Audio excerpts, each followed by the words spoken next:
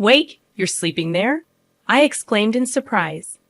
Currently, I was house-sitting for my brother and his wife while they were on a trip, accompanied by my niece, Emily, in my brother's house. Despite the absence of her parents, Emily seemed unusually insistent on not having my daughter, Alice, over, even though we had planned for a day of fun together. Instead, we spent the evening playing games and preparing dinner. As the night progressed, Emily's behavior became increasingly peculiar. She stuck close to me, her eyes darting around the room as if she were on guard against an invisible threat. When I finally confronted her about her strange demeanor, she insisted that everything was fine, although her actions suggested otherwise. When bedtime arrived, Emily surprised me by opening the closet door, revealing a neatly prepared set of bedding.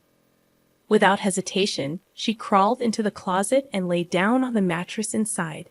Stunned, I blurted out, "Wait, Emily, you're sleeping in there?"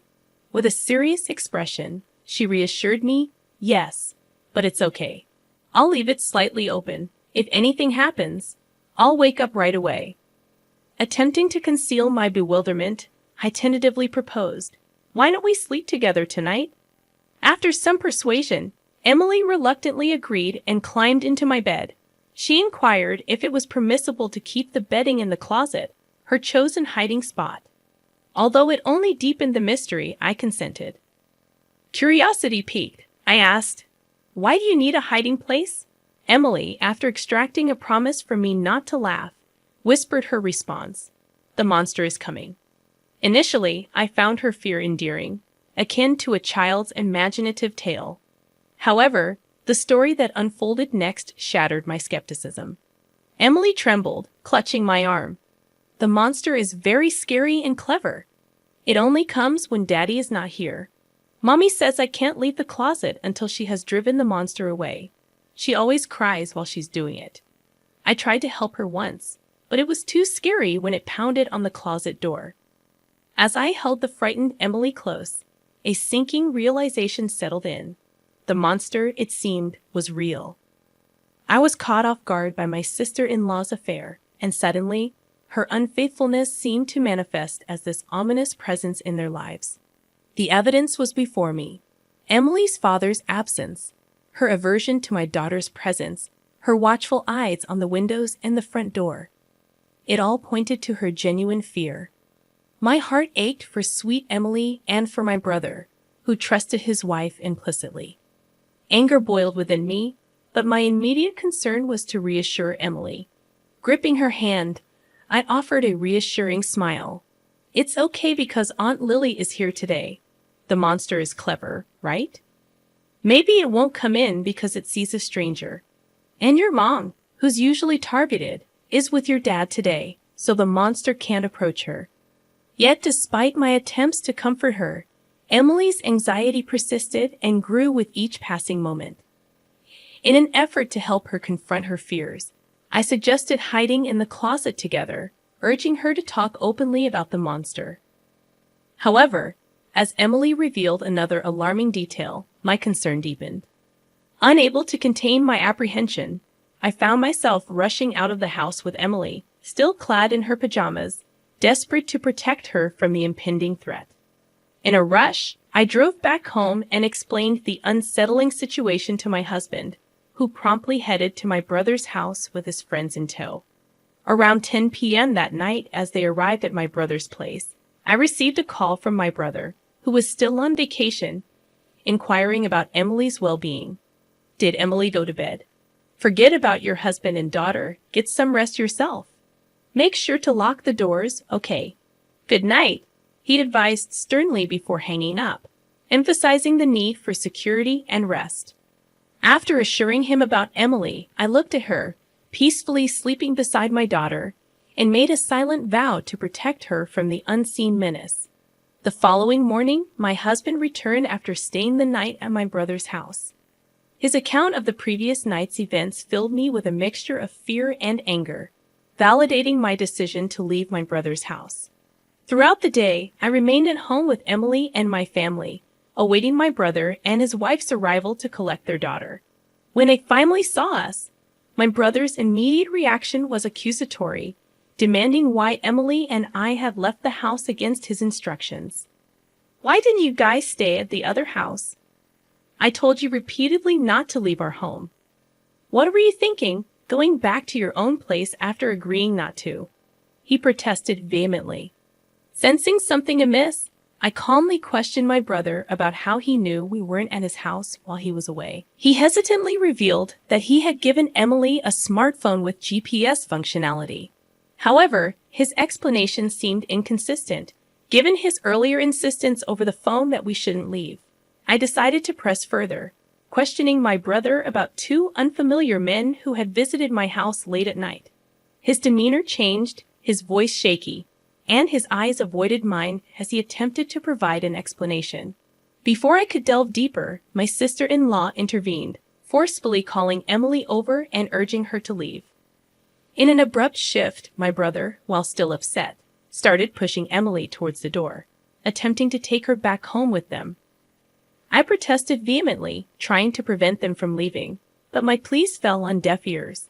Emily, clearly distressed, reached out to me, and I instinctively pulled her behind me, shielding her from their insistent grasp.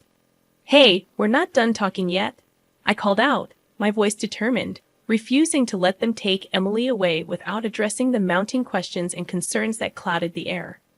"What do you think you're doing?" My sister-in-law's voice rose in surprise, and she released Emily's hand. However, I kept Emily protected behind me, away from my brother and his wife. They hurled aggressive words at us and charged forward, fueled by anger. My husband and I were resolute in our determination not to let them take Emily, managing to force them out of the room. At the front door, waiting police officers swiftly apprehended my brother and his wife. The officers attempted to calm the disoriented couple, clearly caught off guard by the turn of events. In response, my brother argued, "If you don't give us back our daughter, then you should be the ones getting detained." My sister-in-law added, "They took our daughter from home and locked her up here. Please save Emily right away. You shouldn't be holding me back. I won't run or hide, so let me go," my brother shouted in frustration. Emily and my daughter, who had noticed the commotion and come out, were talking behind me, looking surprised. My daughter innocently remarked, "She doesn't seem locked up at all." I wasn't sure if my brother heard her, but he turned to Emily and commanded her to come to him in a strong tone. However, the severity of her father's demeanor scared her, and she refused to leave my side. My sister-in-law stood silently by the police officer, just watching my brother, not attempting to call Emily over. Enraged that things weren't going his way, my brother continued to yell in the entrance, completely restrained by the police officer. Witnessing this, my husband pushed his smartphone in front of my brother's face. Noticing this, I told Emily and my daughter to wait once more in the other room and shut the door so they wouldn't hear the audio. After confirming this, my husband started playing a video he had recorded at my brother's house the night before without uttering a word. The video began with a key slowly turning in the lock of the house. It seemed they had used a spare key. Two men quietly entered the room, their faces filled with anticipation. They greeted each other, mentioning my brother's name. "Didn't know we had company. Hey, how much did you pay?" One of them smirked, eyeing my husband and his friends. When my husband's friend gave a vague response, avoiding the question, one of the men boasted that because they were good friends with my brother and his wife, they got an even bigger discount, mentioning a specific amount. They continued, "We're lucky we get to play with the kids today." The man's laughter was sinister. I couldn't see the screen, but the audio alone was enough to make my skin crawl. Afterwards, my husband's friend bombarded the men with questions, asking if they often came to this house and if they always came as a pair. Sensing something was off, the men asked where Emily and I were. Seeing my husband's enraged expression as he responded that we weren't there, the men finally realized the gravity of the situation. Realizing they weren't among friends, the men quickly fled. Until the very end, they were either unaware of my husband's recording or deliberately didn't mention it. My brother, supposed to be their close acquaintance, seemed to have discovered the existence of the video for the first time and was visibly shaken. Now deathly pale, he frantically stated, "I didn't know anything. I've been framed." Upon watching the incriminating video, my assumption that my brother was innocent and my sister-in-law was the mastermind crumbled. The footage provided undeniable proof of my brother's involvement in offering up Emily and me. His feigned ignorance wouldn't deceive anyone. My brother was taken away by the police, while my sister-in-law pretended to be clueless about the situation. However, the police officer, having already heard Emily's testimony, asked her to accompany him for further questioning. Consequently, they both ended up in custody together. In subsequent police interrogations, my brother and his wife confessed to everything and were arrested. It was revealed that my sister-in-law lured men into their home on nights when my brother worked late shifts, exploiting Emily discreetly to meet the demand for children in certain circles. Emily, unaware of the sinister nature, posed as instructed, thinking she was helping her bullied mother. The innocent photos of Emily were manipulated by my sister-in-law.